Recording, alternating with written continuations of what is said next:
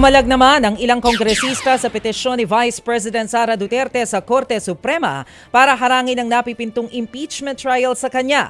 Ayon kay House Senior Deputy Speaker Aurelio Dong Gonzales, mukhang desperado na raw ang bise na takasan ng kanyang pananagutan.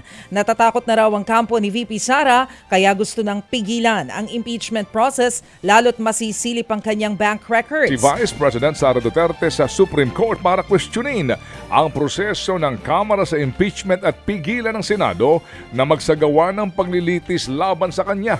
Sa petisyong inihain po ni VP Sara, hiniling niya ng bise na maglabas po ng temporary restraining order at writ of preliminary injunction ng hukuman para pigilan ng Senado na gawin nga ang impeachment trial.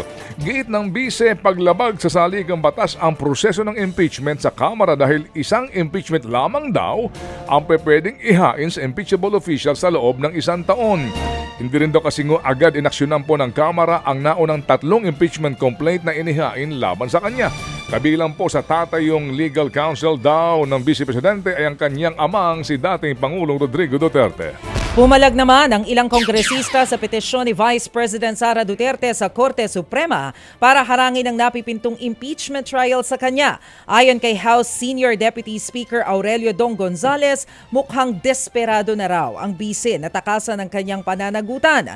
Natatakot na raw ang kampo ni VP Sara kaya gusto nang pigilan ang impeachment process lalo't masisilip ang kanyang bank records. Para naman sa isa sa mga tatayong impeachment prosecutors na si Batangas 2nd District Representative Jinky Luistro, walang legal na basihan para pigilan ang impeachment trial lalo't sinunod naman nila ang rules at nakakuha ito ng sapat na pirma sa Kamara. Para naman kay dating Senate President Franklin Drilon, hindi dapat pakialaman ng Korte Suprema ang impeachment proceedings dahil trabaho ito ng Senado na siyang tumatayong impeachment court. Dapat pigilan ng Korte Suprema ang impeachment trial ng Senado sa Vice Presidente. Ayon sa isa sa mga petitioner na si Attorney Israelito Torion, may 3 pangunahing rason para ideklarang void at unconstitutional ang pag-impeach ng Kamara sa bise. Una, masyado raw matagal natenga ang naunang 3 impeachment complaint bago inaksyonan ng Kamara. Hindi rin daw binasa ng maayos ng mga kongresista ang pinirmahan nilang impeachment complaint at hindi rin naabisuhan si VP Sara. Ayon kay Torion, malinaw na depektibo ang impeachment complaint sa Kamara pa lang, kaya importante raw na aksyonan agad ito ng Korte Suprema kahit hindi pa nag-uumpisa ang paglilitis.